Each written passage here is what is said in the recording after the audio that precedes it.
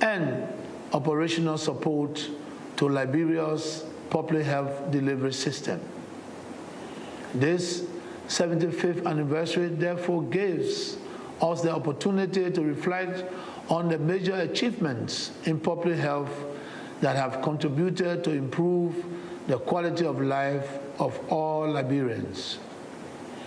My government will remain committed to the advancement of quality public health care to all Liberians and will continue to maintain a strong partnership with the WHO in order to attain this goal.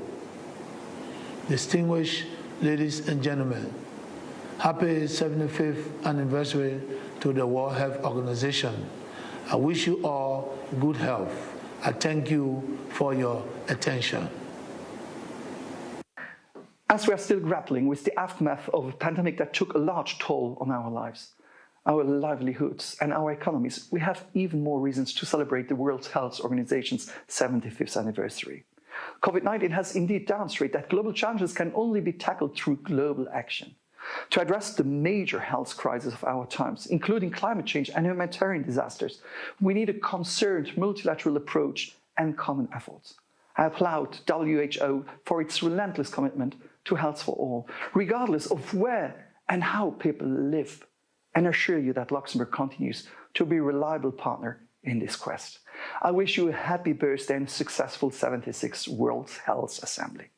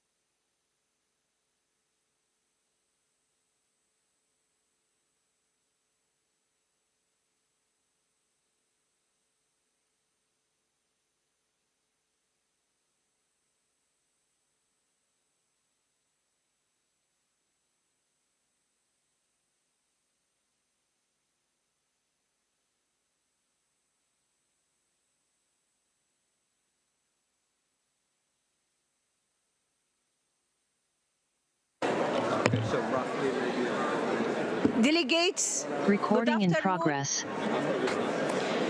We will now return to agenda item 14, public health. It would be appreciated if member states and delegates are seated.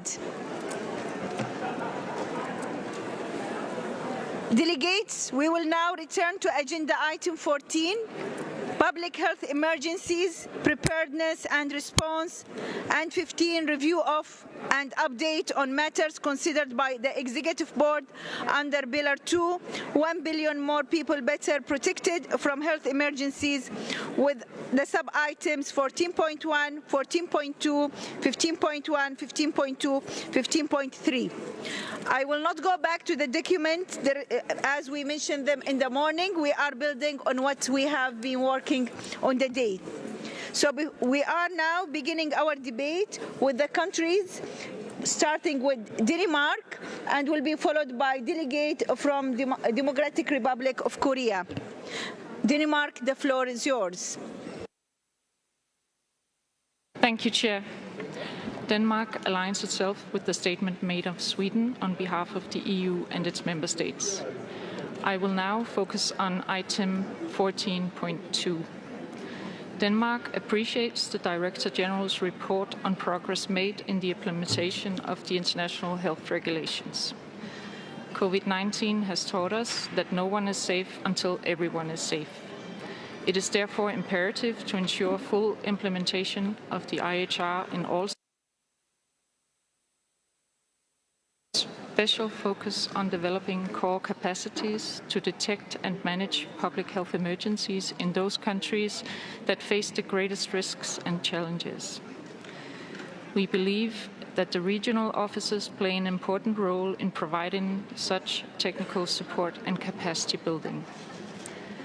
We are pleased to see that the report refers to the importance of communication, coordination and a One Health approach, both within and among state parties, as essential in ensuring successful implementation of the IHR.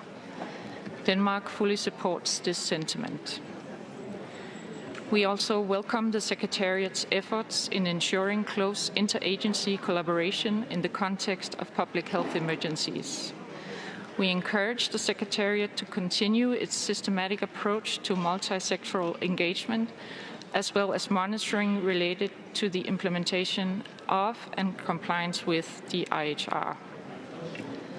Denmark will continue to support and contribute to the revised State Party Self-Assessment Annual Reporting Tool. We believe that the assessment should be used actively by both state parties and the WHO to identify and address particular gaps and challenges in our health emergency preparedness and response capacities. We are therefore pleased to note the high response rate in 2021, and we hope to see this trend continue in the future. Finally, Denmark will continue to support the important process on strengthening the IHR through targeted amendments. In this context, we find it highly important to maintain the technical nature of the IHR and to ensure that the parallel process on a pandemic agreement does not result in redundant parallel provisions and structures. Also, the current negotiation processes should not halt the Secretariat's efforts in strengthening the collective implementation of the IHR. We urge the Secretariat to maintain its strong focus on building capacity for the full implementation of existing provisions in the IHR over the next 2 years. Thank you. Thank you, Delegate of Denmark. Now the floor for Democratic Republic of Korea, followed by Delegate of Ethiopia. Thank you, Madam Chair. The DPRK delegation would like to make some remarks under agenda item 14.2, 15.1 and 2. First of all, my delegation would like to express gratitude to WHO Secretariat for its active efforts to strengthen global architecture for health emergency preparedness, response and resilience, and especially for the coordination of global response to COVID-19. In this regard, we express our full support to the SARE regional statement delivered by the distinguished delegate of Bangladesh. In the past 3 years since COVID-19 public health emergency, more than 766 million infected cases and 6.9 million deaths have been recorded globally, and many people are still suffering from long COVID. This undeniable reality requires every member state to establish concrete preparedness strategy, not only for COVID-19, but also for future pandemics, while building up and strengthening core capacities of IHR. COVID-19 is a challenge, but not also an opportunity for WHO and all member states. As per the experiences and lessons learned from this pandemic, we recognize the necessity of amending IHR. IHR, while supporting the development of new pandemic treaty as well. In this regard, we assert to pay due attention to avoiding duplications between IHR and pandemic treaty, ensuring equity and respecting sovereignty of member states, and never allowing attempt to politicize the organization's activities. Besides, WHO, as an international organization dedicated to the global public health, should drive strengthening preparedness and response to public health emergencies in all countries and regions and across the world, thereby play the leading role in overcoming current and future health emergencies. Meanwhile, it is also important to establish a comprehensive and resilient public health and anti-epidemic system that is ready to respond to public health emergencies and disease outbreaks in member states. Madam Chair, preventive medicine is the basic principle of public health policy in DPRK. The public health law of our republic regulates that the government regards it as its important duty to take advanced measures to prevent people from diseases. In April last year, a national public health crisis emerged due to inflow of the stealth Omicron virus into the country. However, we have achieved a very great success in stabilizing and restoring the anti-epidemic situation over 100 days since COVID-19 intruded into the territory and 91 days since we switched the national prevention work to the maximum emergency epidemic prevention system. Thanks to the household doctor system, emergency medical system service, telemedicine system, and other people-oriented and advanced medical services, the identification of fever cases, screening and examination of the entire population were undertaken every day, and quarantine and treatment were conducted in an appropriate way.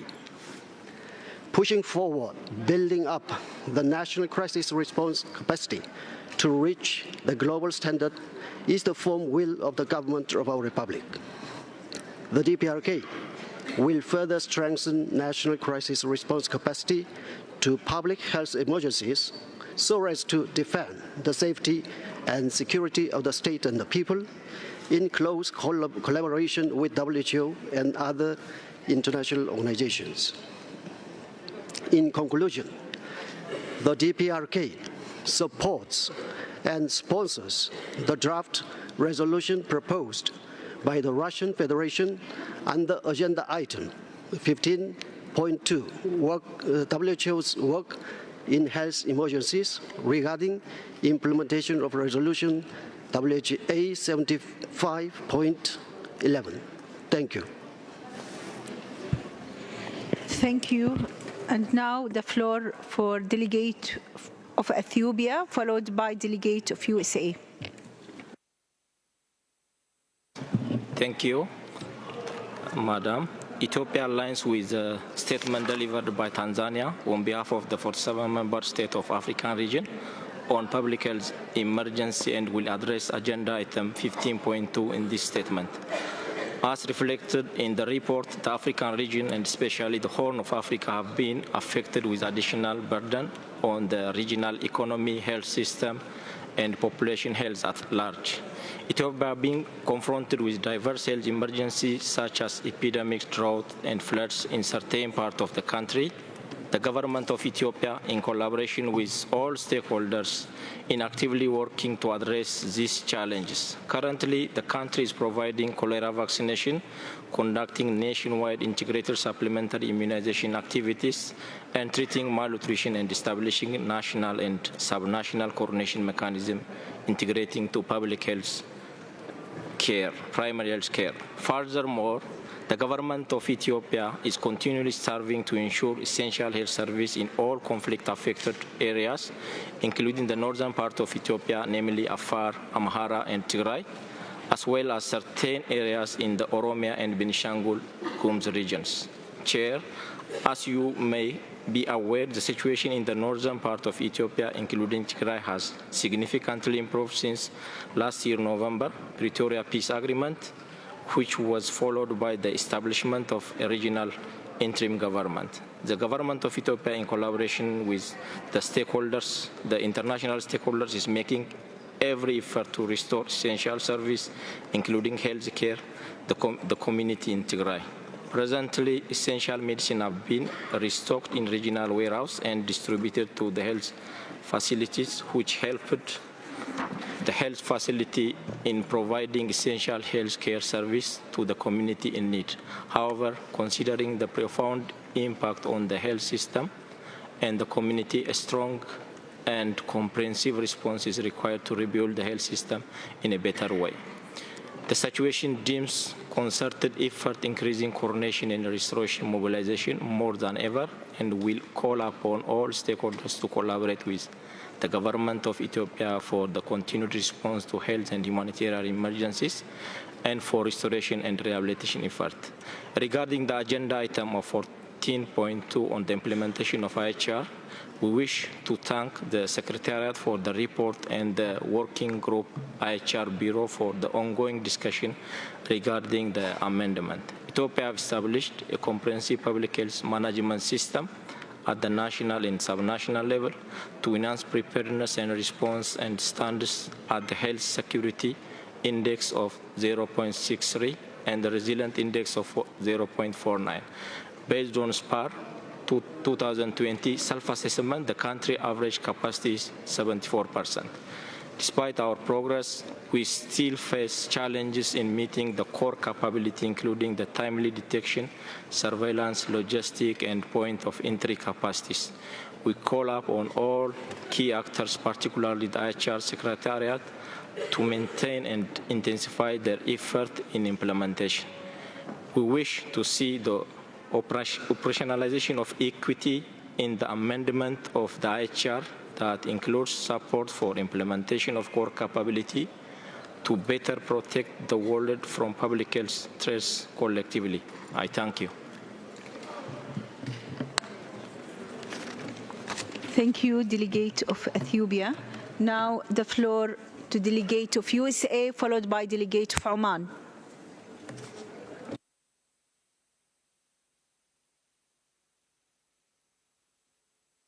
Thank you, Chair. Russia's unprovoked war against Ukraine has created a humanitarian crisis in Ukraine with far-reaching health, social, economic, and other impacts in the region and globally. The brutal attacks by Russia's forces have displaced millions, destroyed critical health facilities, deprived millions of safe and reliable access to essential health services, and disrupted essential medical supply chains. The WHO last reported on May 4th, 2023, that Russia has attacked healthcare facilities 959 times and caused the death of 8,709 civilians. This is unacceptable and must stop.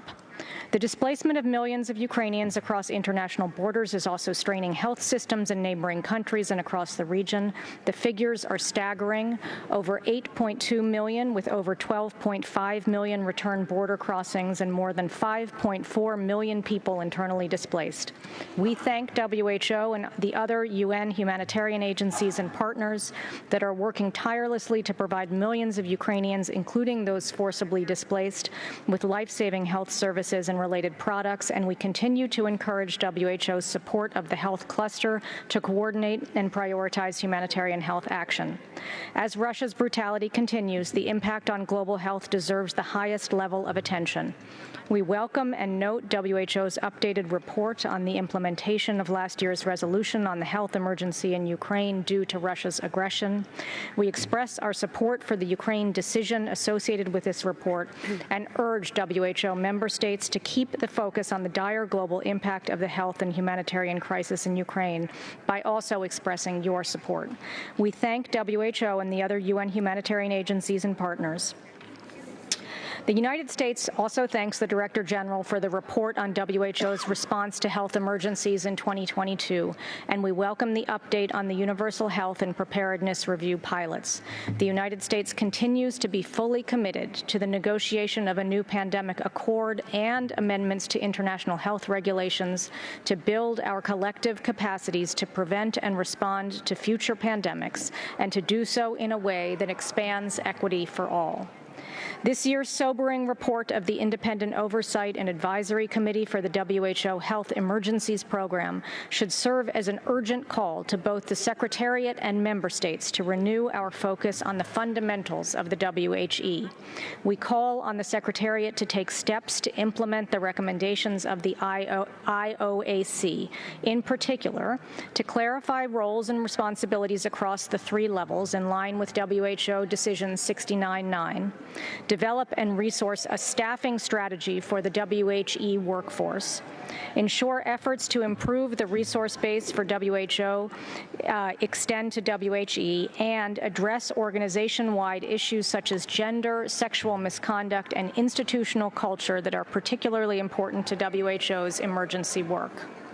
The United States is committed to the IHR amendment process through the Working Group on Amendments to the IHR 2005, and will continue to work with member states to update the IHR to make it fit for purpose and able to address health emergencies at the earliest possible instance. Member states must continue to improve IHR implementation and compliance by implementing core capacities and striving to improve communications, connectivity, and transparency.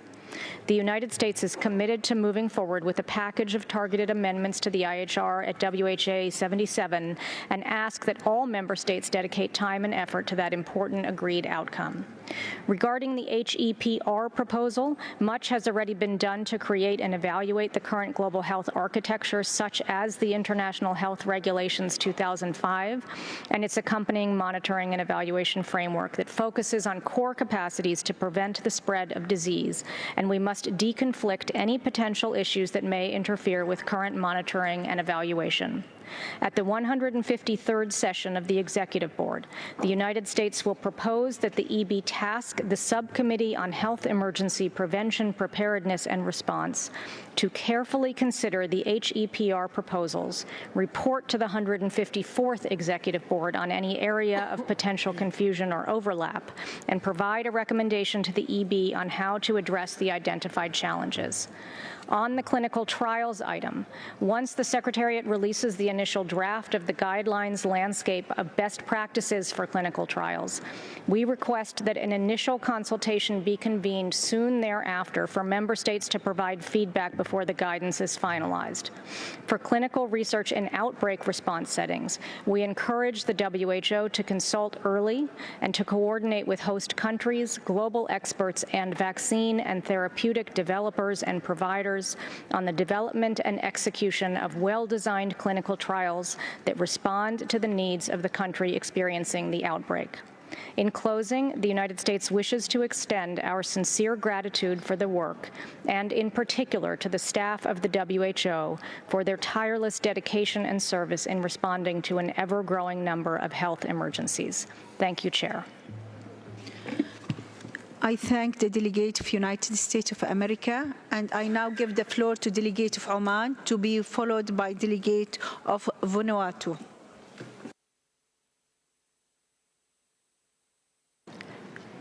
شكرا سيدة الرئيسة. عملت سلطنة عمان منذ دخول اللوائح الصحية الدولية 2005 حيز التنفيذ على بناء وتعزيز القدرات الوطنية الأساسية لمتطلبات اللوائح الصحية الدولية، وتطوير الإمكانيات والقدرات في نطاق الدخول والمساهمة مع الجهات المعنية في المطارات والموانئ في إعداد خطط الطوارئ للاستجابة للأحداث الصحية الطارئة في معابر الدخول. ويشارك فريق من المختصين في وزارة الصحة بسلطنة عمان في الاجتماعات المجدولة والموضوعة تحت مظلة منظمة الصحة العالمية لأغراض مراجعة ووضع التعديلات المقترحة على اللوائح الصحية الدولية، وتعزيز استعداد منظمة الصحة العالمية للطوارئ الصحية والاستجابة لها، وتعزيز الهيكل العالمي للتأهب والاستجابة للطوارئ الصحية والقدرة على الصمود أمامها، والتقييم العالمي للمخاطر من منظور الصحة الواحدة. داخليا اهتمت سلطنة عمان كباقي الدول بإدارة الأزمات والطوارئ، وذلك بالتخطيط الاستراتيجي لها وإعداد خطط للتعامل معها والاستجابة لآثارها، وإدامة التواصل والتنسيق مع الجهات المعنية، وضمان سير عمل جميع المنشآت الصحية بجميع محافظات سلطنة عمان من خلال مركز متخصص لإدارة الحالات الطارئة. عالميا شاركت وزارة الصحة في اجتماعات هيئة التفاوض الحكومية الدولية، وقد أرسلت المقترحات والتعديلات والإضافات المقترحة بالتشاور مع جميع القطاعات ذات العلاقة في سلطنة عمان على المسودة الصفرية إلى هيئة التفاوض الحكومية الدولية.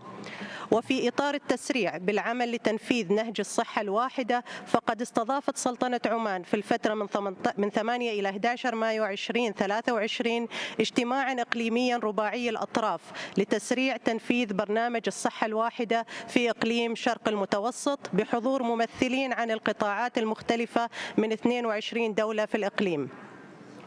السلطنة على توافق مع ما جاء في بيان إقليم منظمة الصحة العالمية لشرق المتوسط فيما يتعلق بالجاهزية والاستعداد للطوارئ الصحية، ومستمرة في دعم الجهود على المستوى المحلي والإقليمي والدولي لتعزيز منظومة التأهب والاستعداد للطوارئ الصحية والاستفادة من دروس الماضي والخبرات التراكمية والبحث والابتكار في بناء هيكل وقدرات تصمد أمام المتغيرات والتحديات المستقبلية.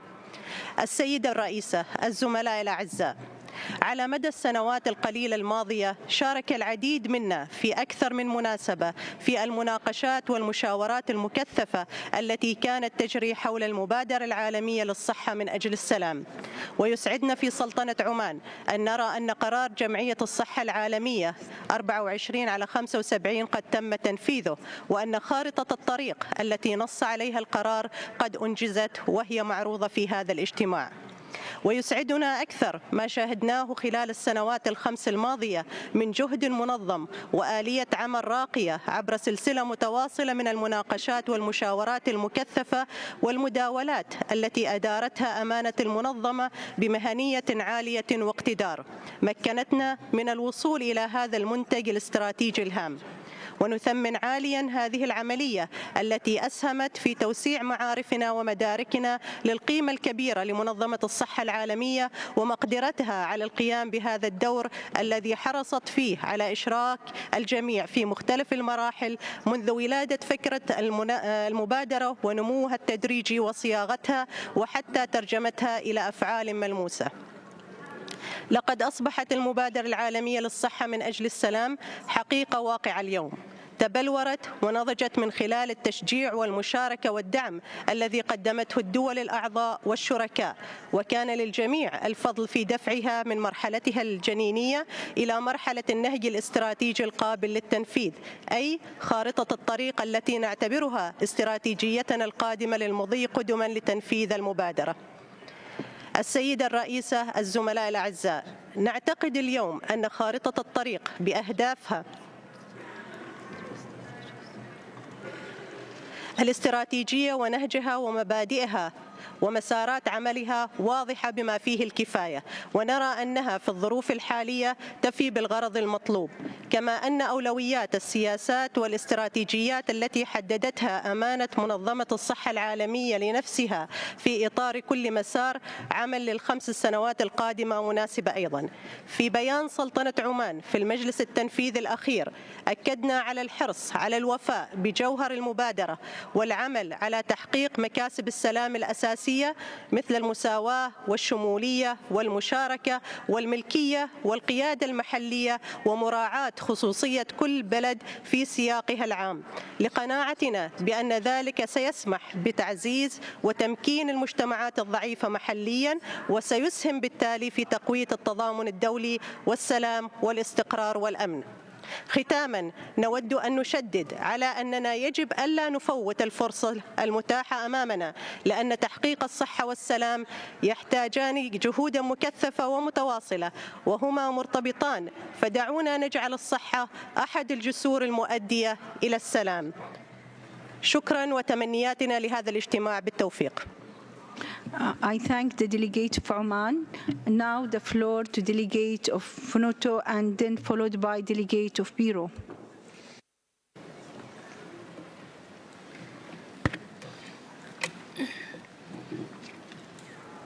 Thank you, Madam Chair. Greetings to all delegates participating in this important session. First and foremost, Vanuatu share the greatest gratitude to WHO Secretariat on the report of the Independence Overview and Advisory Committee for the WHO Health Emergencies Program.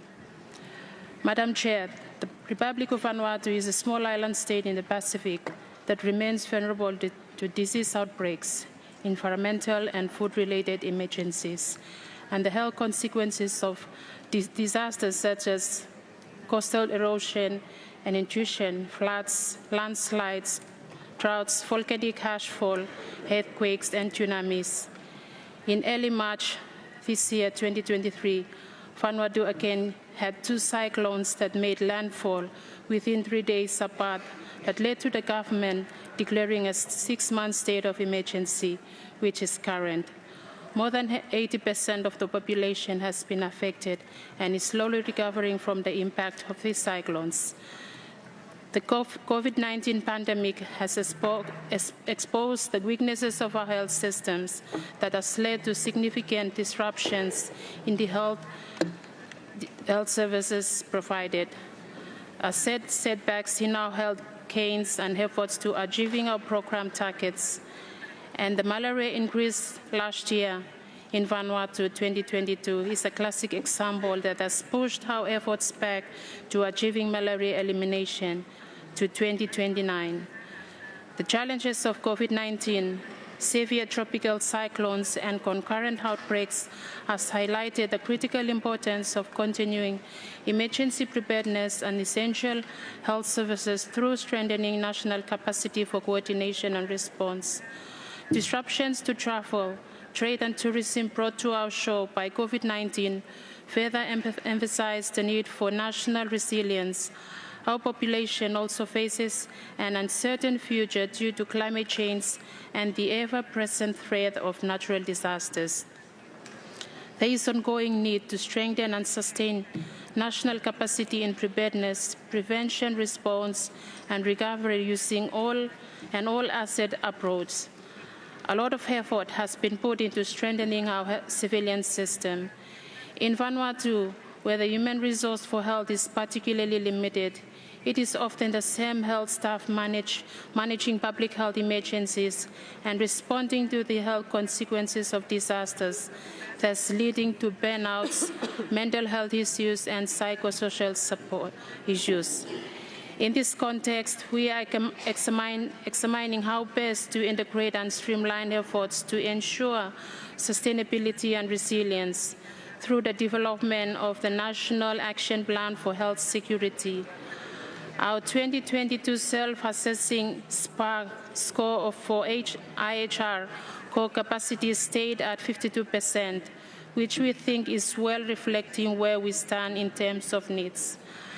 Currently, the Ministry of Health is working hard towards establishing the One Health Committee, where all health All related line ministries will be part of the committee.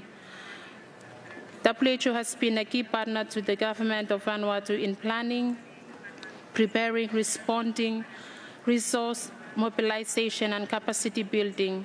We thank the WHO Secretariat and other development partners and supporting member states and continue to urge the support to protect the population of Vanuatu from the scourge of diseases such as COVID-19 and the natural disasters that are inevitable part of life in the Pacific region. Thank you, Madam Chair. Thank you. Now, Delegate of Peru, followed by Delegate of India.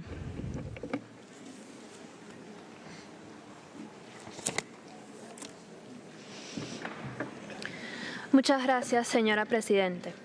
Mi delegación agradece a la Secretaría por la elaboración de los informes vinculados a los ítems 14.1, 14.2, 15.1, 15.2 y 15.3.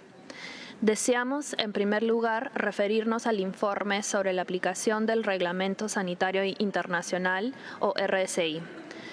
Con la experiencia de la pandemia de la COVID-19, sabemos que es importante fortalecer el RSI a través de enmiendas concretas, las cuales vienen siendo discutidas en el marco de un grupo de trabajo dedicado al tema.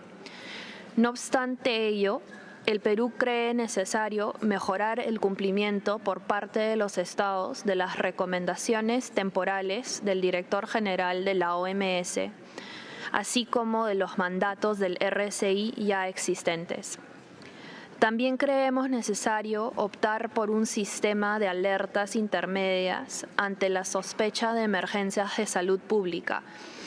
Podrá permitir tomar acciones oportunas para una preparación más temprana y una mejor asignación de recursos.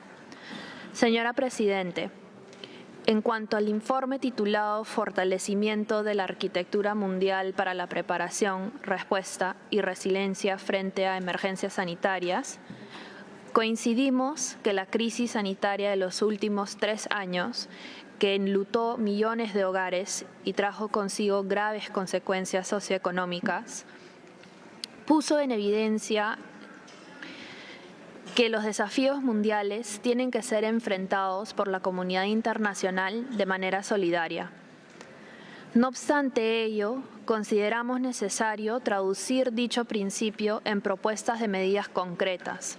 Por eso, el Perú viene promoviendo el principio de la equidad en el marco de las negociaciones del futuro instrumento internacional, para que permita garantizar el acceso universal a las contramedidas médicas, como las vacunas, sin discriminación ni privilegios, y que aborde cuestiones relacionadas como la investigación y el desarrollo, la transferencia de tecnología y la ampliación de la capacidad de fabricación local y regional de contramedidas médicas durante las emergencias. Señora Presidente, el Perú saluda el importante trabajo que viene realizando la OMS para responder a las diferentes emergencias sanitarias en el mundo y los logros alcanzados.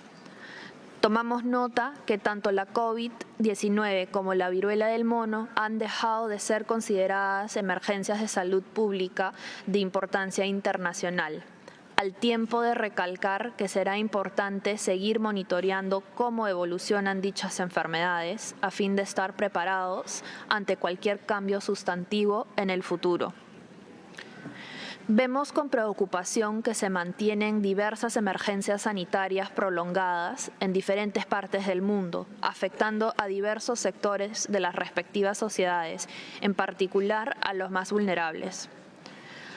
Al respecto, saludamos los esfuerzos que ha venido desplegando la OMS a fin de responder de manera oportuna y óptima en las diferentes emergencias, como la de Ucrania. El Perú aprecia la crucial labor de la OMS para responder a la emergencia sanitaria y humanitaria en Ucrania, así como en los países que reciben y hospedan a sus refugiados. Teniendo en cuenta que la situación en Ucrania se encuentra en constante evolución, consideramos necesario que la OMS continúe informando sobre la labor que viene realizando, brindando una actualización antes de la próxima Asamblea Mundial de la Salud, por lo cual el Perú apoyará el proyecto de decisión presentada por Ucrania y un grupo de países sobre este tema. Finalmente, en cuanto a la Iniciativa Global para la Salud por la Paz, el Perú apoya plenamente esta importante iniciativa que busca materializar el vínculo entre la salud, la cohesión social y la paz, centrándose en el papel único que los programas de salud pública pueden desempeñar para convocar a diferentes grupos y fomentar la confianza. Por ello, apoyaremos su adopción.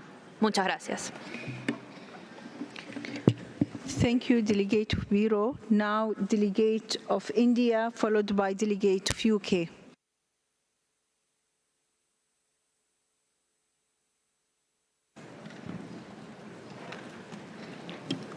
Thank you, Chair. The reports by the Independent Expert Oversight Advisory Committee have pointed out the chronic financial and staffing limitations faced by the WHE program. The COVID-19 pandemic further highlighted the inadequacy of the WHE program in handling a global pandemic while also responding to other emergencies.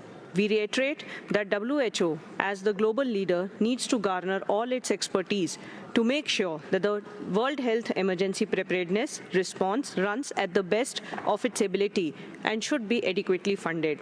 Chair, India takes note of the Director General's report on strengthening WHO preparedness for and response to health emergencies, wherein, very rightfully so, the need for strengthening the global architecture for health emergency preparedness, response and resilience has been highlighted. India also takes note of 10 proposals under 3 crucial pillars of governance, systems and financing that have been brought out in this report. In consonance with the principles and proposals brought out in the Director General's report, India, under its G20 presidency, has prioritized health emergency agenda with an aim to converge the efforts going on globally to ensure optimal usage of resources. India has also prioritized medical countermeasure platforms and digital health to ensure availability of these tools to every country, especially LMICs and LICs, so that every country can address its health challenges in crisis time and also ensure better health service delivery to its citizens in normal time. Chair, in reference to the issues highlighted in Director General's report, we would like to highlight that there is a need for the convergence in various efforts directed towards health emergencies, prevention, preparedness and response, as well as deliberations being held for amendment to international health regulations, as well as development of the new pandemic accord. This would enable countries to prevent, remain prepared for and develop resilience to future global public health threats. Chair, we have learned many lessons during the last pandemic, and the world has suffered socially, economically, and many other aspects. As this health emergency is over now, we should not lose our focus on action and move ahead from principles and take tangible actions so we can prepare the world for the next health emergency. Thank you. Thank you, Delegate of India. Now, Delegate of United Kingdom, followed by Delegate of Jamaica. Chair, let me start by echoing statements made by others on the unsatisfactory nature of the grouping of these agenda items. We are grateful for the work of the IOAC under the leadership of Vladimir and the committee's detailed report. The need for WHE is indisputable. We endorse the IOAC's view that WHE should be strengthened with a focus on areas including alignment between the organisation's 3 levels, risk oversight and country-level staffing. We also support the important IOAC recommendations on PSEH. Great strides have been made to address weaknesses in this area, but we have to maintain the momentum. The risks of misconduct in crisis contexts are heightened. So we look forward to the updated emergency response framework publication, and we reiterate the need to improve the organisational culture in this area. On the international health regulations, Madam Chair, we strongly support the IHR as an important public health framework for countries to use, to plan and to prioritise investments. We applaud the ongoing support provided by the WHO, in particular the training and the experience exchanges among national focal points. We also acknowledge WHO and Member States' efforts to develop, and to roll out version 3 of the joint external evaluation and the review of other tools in the IHR monitoring and evaluation framework. We welcome the fact that support for IHR implementation and capacity building continues in parallel with the work to strengthen the IHR themselves through targeted amendments. Once there is agreement on a strengthened IHR, we'll work with partner countries to flex support to meet new requirements and to continue to work with others to build both capacity and capability. Madam Chair, as the health emergency preparedness and response work continues, the UK supports the recommendations of the IOAC that the Standing Committee on Health Emergencies Prevention, Preparedness and Response should play a role in analysing and evaluating broader global health emergency reforms. And we think this role can be successfully fulfilled alongside its more operational portfolio. On clinical trials, Madam Chair, the UK welcomes the continued work of the Secretariat to deliver the activities at WHA 75, and we look forward to consultations later this year. The Executive Board held rich discussions on the resolution, including on the Secretariat's proposal for developing a self-assessment tool for clinical trial ecosystem development. In our view, whilst the Executive Board broadly supported the work of the Secretariat, it also asked for further work on the new self-assessment tool. The joint statement that we delivered at the Executive Board recommended that the Secretariat bring this proposal for consideration by a future session of the WHO governing bodies once progress had been made. We believe that WHA 77 is the appropriate time for the Secretariat to bring forward such a revised proposal. On the Global Health for Peace initiative, we appreciate ongoing efforts and we are happy to continue discussing the roadmap. This is an important initiative that we need to get right. We also note the continued breadth and complexity of emergencies that the WHO is supporting in countries to prevent, prepare for, and respond to. We would welcome more information on lessons learned from responses so as to inform response effectiveness and efficiency. Finally, Madam Chair, the UK reiterates our condemnation in the strongest possible terms of President Putin's brutal invasion of Ukraine, which continues to cripple health systems and cause grave health impacts, not just in Ukraine, but far beyond. And we note the Director General's report on the implementation of WHA 7511 and the harrowing reports contained within, including the over 21,000 civilian casualties, the over 900 attacks on health services, and the over 12 million refugees or internally displaced persons provoked by Russian aggression. The long-lasting impact is greater even than these shocking figures present. So we thank the WHO for its ongoing support to Ukraine, and we thank those countries hosting Ukrainian refugees in the face of that Russian aggression. We are aware, Madam Chair, that like last year, Russia has passed around pamphlets to our fellow delegates which allege that Ukraine has been attacking its own health system. Madam Chair, this is the theatre of the absurd.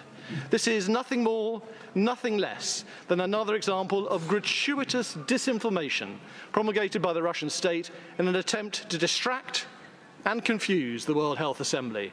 We are confident that the vast majority of our fellow delegates here today won't be fooled by such disinformation or the cynical resolution which Russia has proposed, and will instead support Ukraine's draft decision and remain committed to the crucial work of ensuring that WHO can and will continue to support the health response in Ukraine and beyond. Thank you very much. Thank you. Now the floor to Delegate of Jamaica, followed by International Council of Nurses. Thank you, Chair.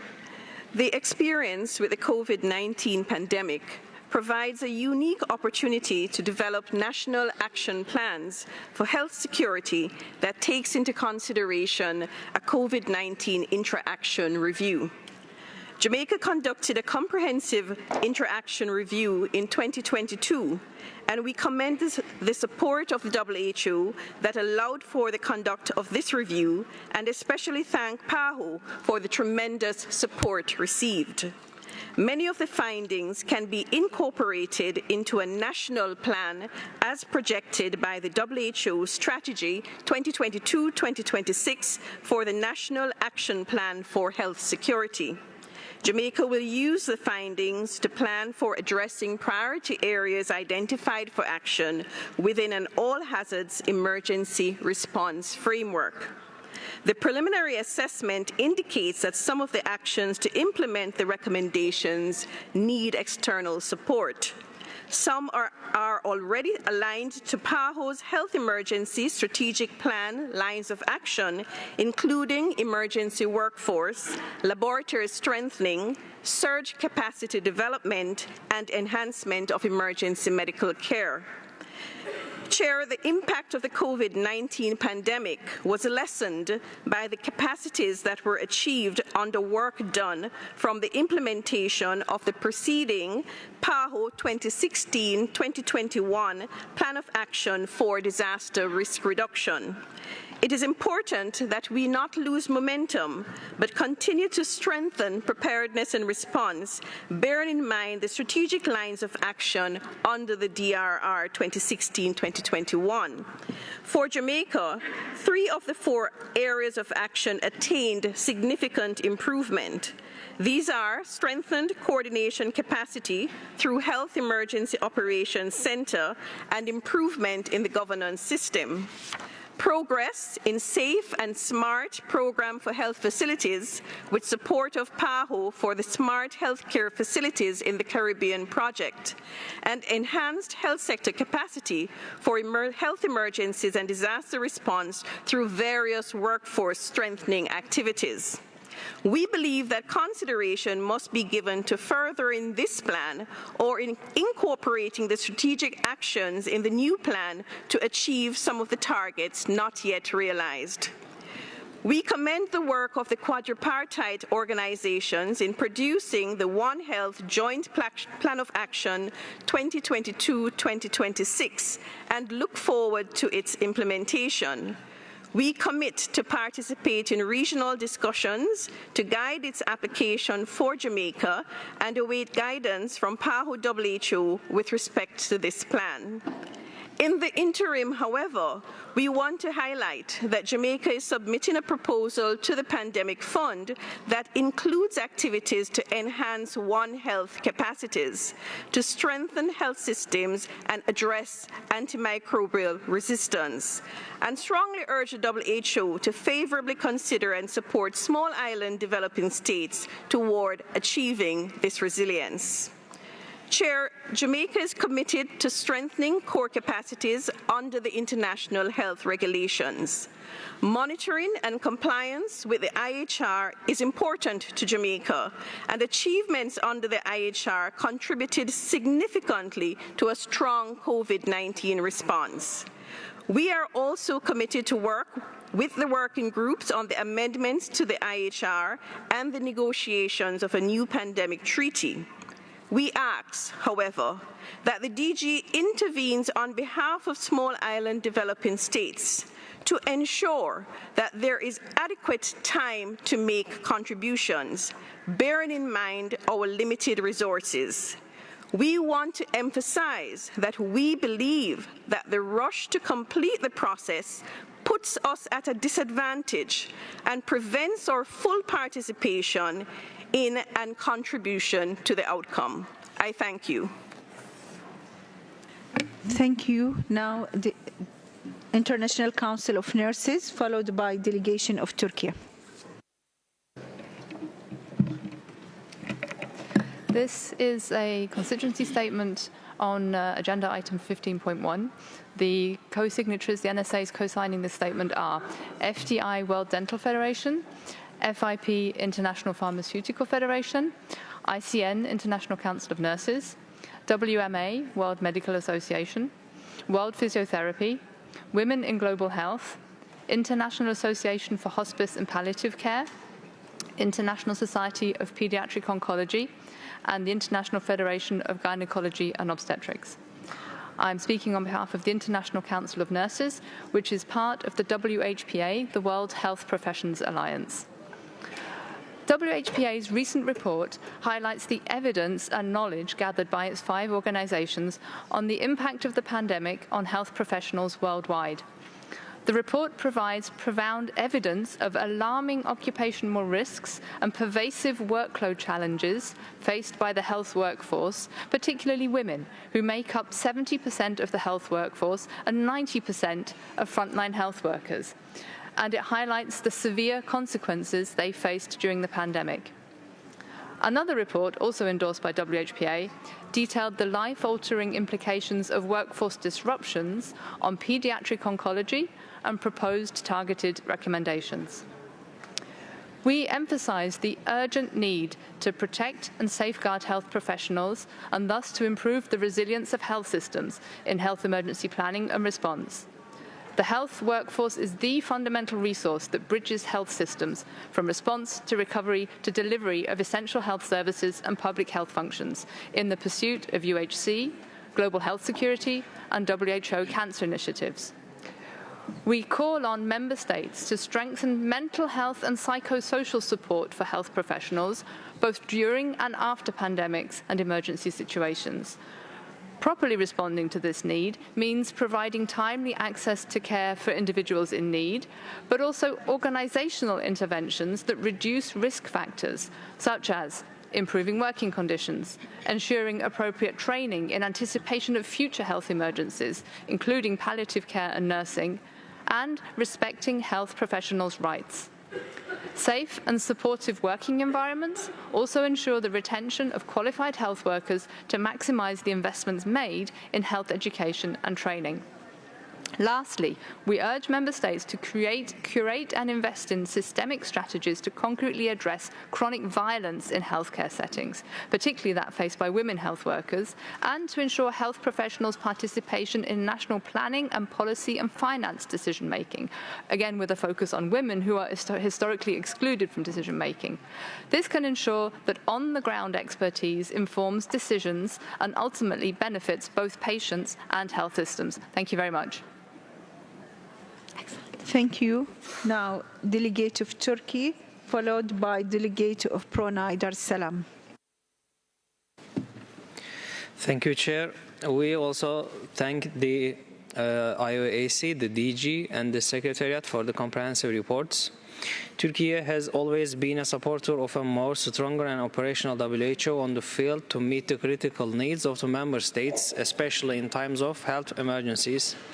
In line with this, we are hosting a GDO for humanitarian and health emergencies in Istanbul. As can be clearly seen in the DG's report, we are witnessing a WHO which is becoming more operational by supporting the countries through emergency response coordination as well as through technical and logistical support day by day. Though it is not recorded in the DG's report due to time concentrate on the activity period which the report covers, Turkey has experienced extremely destructive consecutive earthquakes on the 6th of this February. We would like to take this opportunity once again to express our deepest gratitude to all emergency medical teams who have been with us under the coordination of the WHO on the field. This earthquake has been an important experience in terms of how important the emergency coordination during massive health emergencies is and to see the strengths and gaps in the mechanisms at hand. With these in mind, Turkey would like to express its support and stress the need to keep up the momentum in the negotiation processes for the relevant member state-led initiatives to strengthen the WHO's central technical leading and coordinating role in health emergency prevention, preparedness, response, and resilience in legal as well as operational terms. Having experienced well during the earthquake response in our country, we also urge the Secretariat to take into consideration the recommendations in the IOAC report and enhance the WHO emergency management accordingly. Thank you for your attention. Thank you, Delegate of Turkey. Now, Delegate of Brunei, followed by Delegate of Iran. Thank you, Chair. Chair, Excellencies, ladies and gentlemen, the COVID-19 pandemic has highlighted the gaps and challenges that countries face in implementing IHR effectively. Robust review processes must be in place ensuring that technical assistance and resources are provided to countries with challenges. We congratulate the Working Group on amendments to the International Health Regulations 2005 on the significant progress made in work towards improving its implementation and compliance mechanisms. We believe these amendments are vital to ensure that this tool remains relevant, adaptable, and capable of effectively responding to evolving and complex public health threats. We will continue to work closely with the Working Group and other member states in this process. Since the IHR's entry into force, most of the focus of IHR capacities has been made at the national level. In particular, IHR core capacity requirements apply solely to member states. Moreover, currently, metrics for compliance are largely based on demonstrating national capacities. In order to ensure the continued relevance of IHR, Brunei Darussalam would encourage increased recognition of the importance of supranational or regional perspectives, particularly in terms of enhancing cross-border collaboration and identifying locally and regionally appropriate implementation strategies. Concurrent to the proposed amendments to the IHR is the ongoing negotiations of a new pandemic instrument that will ultimately redefine the global health security architecture. We believe this is timely and work on this should continue to be prioritized. However, in assessing compliance both to the IHR and the new pandemic instrument, Brunei Darussalam would urge the relevant bodies, states to carefully consider and balance the capacities and limited resources of small countries with competing priorities and avoid unduly burdening state parties with excessive reporting and evaluation. In assessing compliance, it is also important to distinguish non-compliance due to genuine inability to comply versus unwillingness or intentional non-compliance. Ladies and gentlemen, referring to the IOAC report, Brunei expresses concern that a key finding from this report is that despite the best efforts of the program and the executive director, the WHE program is overstretched, struggles to respond to the frequency of new emergencies, and would be significantly challenged in the event of a new pandemic like COVID-19.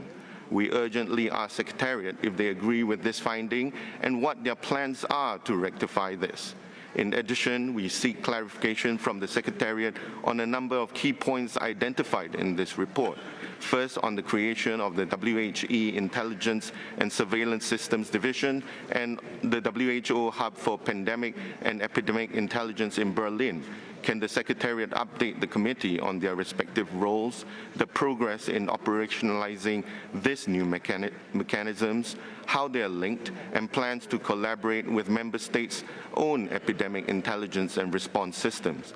Second, on the discussions on the pandemic accord and amendments to the IHR, does the program have any recommendations for member states on specific items they wish to see included in this proposed text that could make their work easier and deliver better outcomes? Additionally, if the proposed changes do take significantly longer than expected and there is no agreement on these by the next World Health Assembly, does the program have a contingency plan that still manages to deliver on some of the issues identified by these processes nonetheless? Third, on the pandemic fund and WHE's work in supporting countries who are applying for PPR investment, does the program have a plan for supporting countries who may not be eligible for the pandemic fund in securing resources for PPR capability building via other means? Turning to the DG's report on strengthening the global architecture for health emergency preparedness, response, and resilience, we welcome the strategic shift towards an ecosystem approach to health emergency and the elucidation of the 5 Cs as core health emergency components. On this, we wish to comment on the components related to community protection, safe and scalable care, and access to countermeasures. On community protection, we encourage the Secretariat to make explicit reference to the need for more and higher quality studies on the effectiveness of non-pharmaceutical interventions, particularly in responding to emerging infectious diseases. These studies should apply robust methodologies and allow policymakers to understand both the likely benefits and trade-offs associated with implementation of public health and social measures. On safe and scalable care, we would have liked to see an explicit reference to the need for investments in critical care capacity and how we can flexibly adapt healthcare systems so that critical care can be scaled up during a crisis. This issue is one which, even among the high-income countries, was a key limitation observed during the COVID-19 pandemic. On access to countermeasures, Brunei reiterates our commitment to equitable access to countermeasures, and we support WHO's work to establish interim coordination platform for countermeasures. We urge that countries with limited manufacturing capacities are not forgotten in the push for strengthening local manufacturing of health-related products, and we believe it is essential that a permanent multilateral mechanism be established to support global supply chains for health emergency-related products and technologies. In conclusion, Brunei Darussalam stands firmly with the health community in strengthening our global health security architecture. The ongoing work to strengthen implementation of the IHR and the Health Emergencies Program play an integral role in ensuring equity, transparency, building trust, and promoting solidarity among countries. We reiterate WHO is fundamental to strengthening prevention, preparedness, response, and recovery of health systems. In addition to its normative standard-setting function, we believe that in health emergencies in particular, there should be a strong operational function to WHO's work. We will play our part in accelerating the changes needed to make our world safer, and will support all multilateral efforts to that effect. Thank you, Madam Chair. Thank you, Delegate Brunei. Now the Delegate of Iran, followed by Delegate of Australia.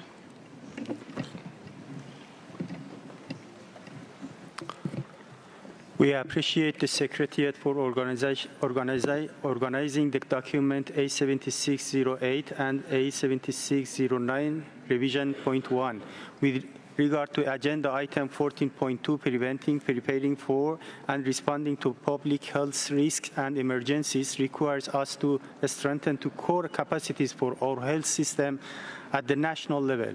In most cases, the delay in events notification and risk assessment lies in the inadequacy of biosurveillance and technical capacities at the national level. To develop certain minimum core public health capacities, countries are encouraged to collaborate with each other in providing the required assistance through bilateral, regional, and multilateral channel in the spirit of Article 44 of the International Health Regulation. To effectively respond to future health challenges and emergencies and to strengthen the implementation of the International Health Regulation, we have to prioritize equity, multilateralism, international solidarity, and cooperation in our joint agenda. Guided by these principles and with due to respect to the sovereignty of member states, we can create an enabling environment for building health capacities and removing obstacles that generate global health challenges and inequalities. In the ongoing amendment process aimed at the strengthening of the International Health Regulation 2005, we actively continue our engagement in the process with the understanding that this process should not lead to reopening the entire instrument for renegotiation. The Islamic Republic of Iran will not support any measure that in any way undermines the sovereignty, security, and leadership of member states in health matters. The amendment process is an opportunity to member states to help operationalize the notion of equity and international cooperation with a view to promoting the universal application for the protection of all people of the world from the international spirit of disease and equitable manner. We continue our engagement in the IHR amendment process with this understanding that nothing will be agreed until everything will be agreed. With a view to enhancing sub-regional capacity to implement IHR, the Islamic Republic of Iran initiated G5 as a sub-regional health-oriented initiative to help improve the resilience of the health system at the sub-regional level with participation of Afghanistan, Pakistan, Iraq, and the World Health Organization and Tajikistan as an observer. During the COVID-19 pandemic, Iran did not close its border even to seriously affected countries at the beginning of the outbreak, despite externally imposed restriction as a result of unilateral coercive measures. Due to Iran's robust PHC structure, the country managed to rapidly foster its national vaccination development plan capacity for COVID-19 through establishment of around 1,200 mass vaccination centers and rival the developed countries' coverage in 6 months after the beginning of campaign. With regard to agenda item 14.1, as rightly mentioned in the document A7608, during a health emergency, especially a pandemic, the economic and political dimension are beyond the WHO capacities alone, and cooperation with partners is imperative, and committees concerned regarding when the world would be better prepared for a new pandemic on the scale of COVID-19 in the future is sound and logical. Strengthening the capacity of member states, especially developing countries, long-term efforts, and until then, upon request of the involved member states, they rely on the support of the WHO. With regard to agenda item 15.1 and document A7610, WHO support in the following areas of importance to support countries to build a better architecture for HEPR. 1. Developing preparedness and response plan with all-hazard approach. 2. Compilation of international and integrate standard tools in risk assessment and risk management. Developing the advanced technology of early warning system, hazard mapping, damage and injury estimation, simulation exercise, and telemedicine, developing programs and tools for evaluating and improving health system resilience, supporting applied research related to risk reduction management. In A76.7 Revision 1, we agreed that greater international collaboration and coordination are needed for efficient funding of agreed priorities and for multinational and multi-regional trials. However, some countries are facing challenges due to unilateral coercive measure of one developed countries with over-compliance of other developed ones, which make it difficult to improve new technology or receive grants from other countries to design high-quality clinical trials. Therefore, we highly recommend that a practical solution, or at least at a WHO resolution, to be adopted to address these challenges. Also, we acknowledge the need for greater capacity for clinical trials in lower-income countries with a focus on country leadership and equitable partnership for research in such country. Accordingly, we suggest WHO design a training program for low-income countries with the curriculum prepared by volunteer countries. Thank you, Madam. Thank you, Delegate of Iran. Now, Delegate of Australia, then Delegate of Belize. Thank you, Chair. I want to begin by echoing others' concerns on the late change in modalities compressing so many important agenda items into a single discussion. It is difficult for the Assembly to give real guidance on these critical issues working in this way. In the time available, we will make 7 points for the 5 sub-items. First, Australia recognises and reaffirms the central leadership of WHO in coordinating and responding to numerous large-scale emergencies, while also building capabilities for prevention and preparedness. We acknowledge that health emergencies are increasing in regularity and intensity, and we remain deeply concerned that this important work has been constantly hampered by funding gaps and lack of capacity. The report of the Independent Oversight Advisory Committee is a sobering reminder of how overstretched the WHO program is, putting at risk the critical work and the well-being of the staff who do it on our behalf. Second, we echo the IOAC in emphasising that action must be taken to equip WHO with the necessary resources and authority to ensure the health emergencies program is fit for purpose. This includes a sustainably funded core budget with adequate resourcing at all levels, as well as the necessary accountabilities and lines of authority between the Director General, regional directors, the WHO Executive Director, regional emergency directors, WHO representatives and incident managers. Continued prioritisation of prevention of and response to sexual exploitation, abuse and harassment is also essential. Australia urges swift action on the IOAC's recommendations to ensure the WHO program can do what the world expects of it. Third, we share the IOAC expectations that the new Standing Committee on Health Emergency Preparedness and Response will play an important role in driving this action. The committee should facilitate and monitor implementation of the IOAC recommendations, working to support the WHO where necessary, authority and resources to coordinate preparedness, response and resilience. Fourth, we acknowledge the Secretariat's request for guidance on how to continue to support Member States in strengthening IHR implementation, including through national action plans for health security, use of data-driven tools to build sustainable preparedness, and expanding capacities in the priority areas identified in the One Health Joint Action Plan. Although we cannot give detailed guidance in this discussion, we do want to stress the urgency of redoubling efforts to support IHR core capabilities and capacities, drawing on lessons learned from the COVID-19 pandemic and existing monitoring and evaluation tools like JEE. The process of considering proposed amendments through the working group on IHR should not slow or detract from these efforts, and the amendment process must focus on changes we can make collectively to strengthen implementation and compliance.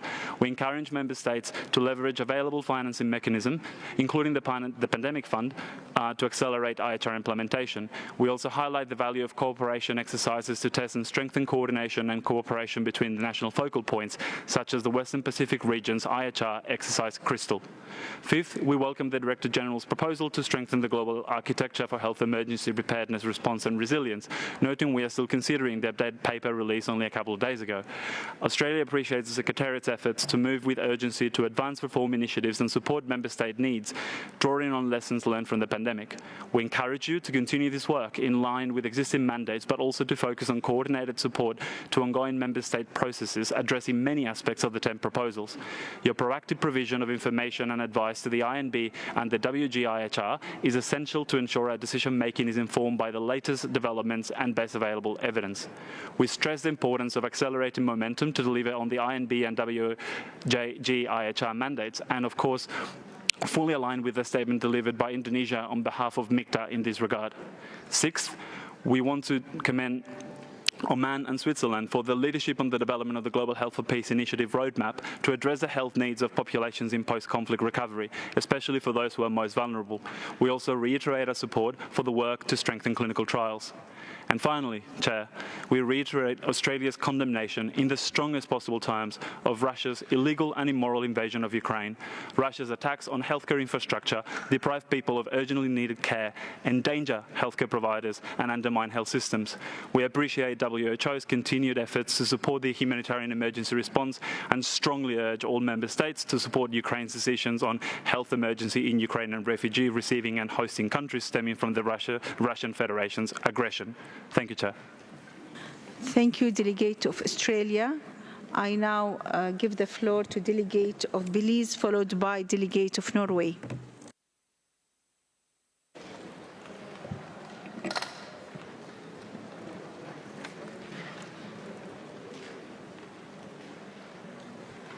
There you go.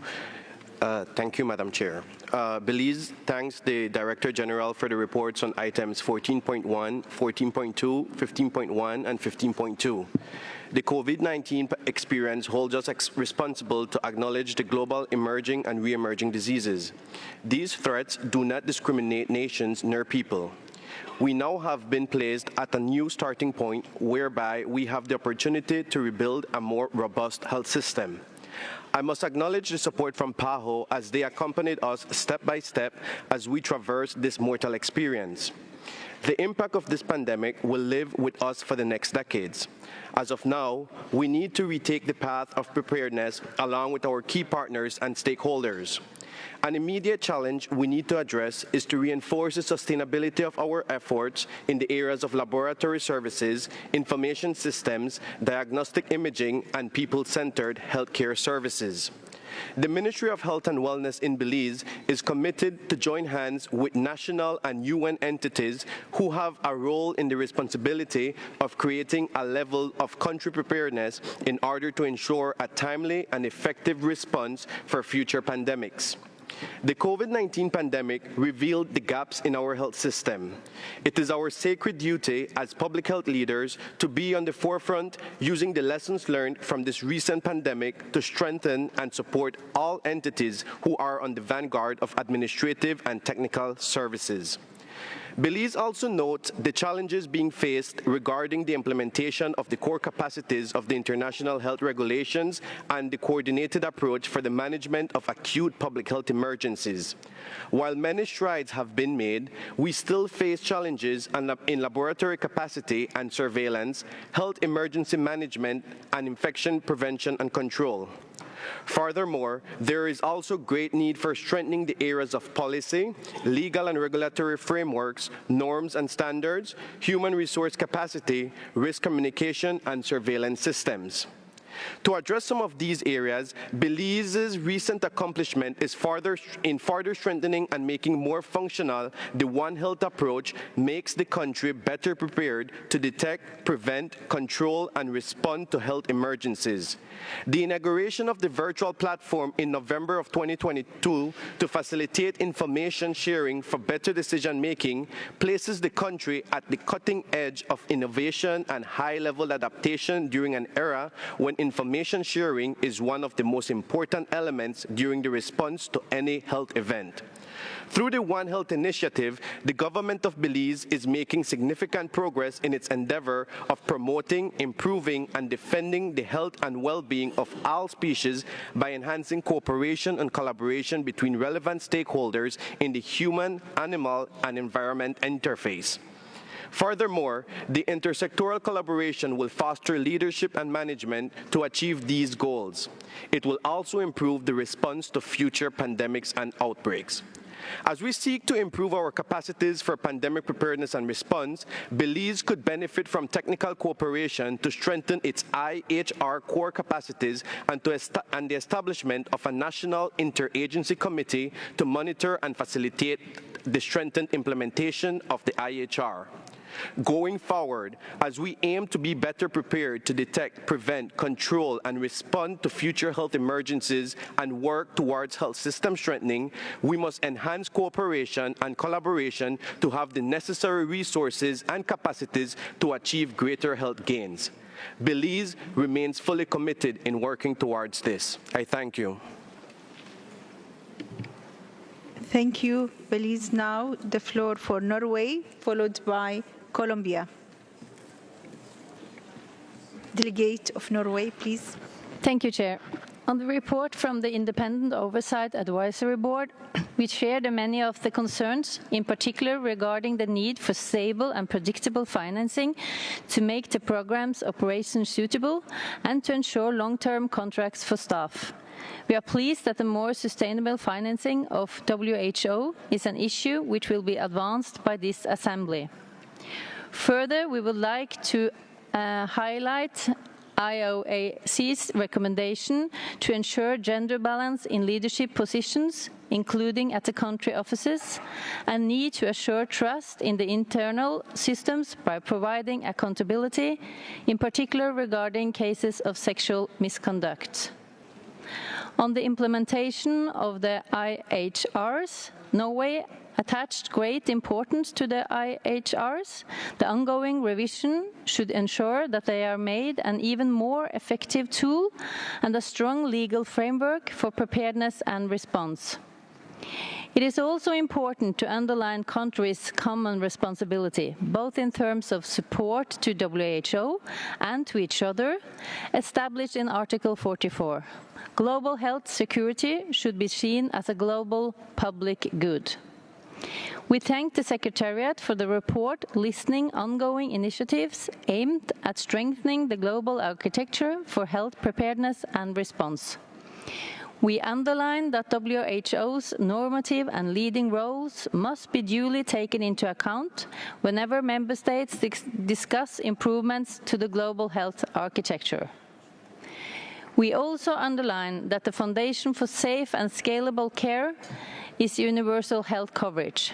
We must keep in mind how WHO, the Pandemic Treaty, the Pandemic Fund, and the other global health initiatives can better support and incentivize strengthening health system and achievement of universal health coverage. In the Johannesburg process, South Africa and Norway have, alongside the interested stakeholders, discussed what more equitable access to countermeasures may look like.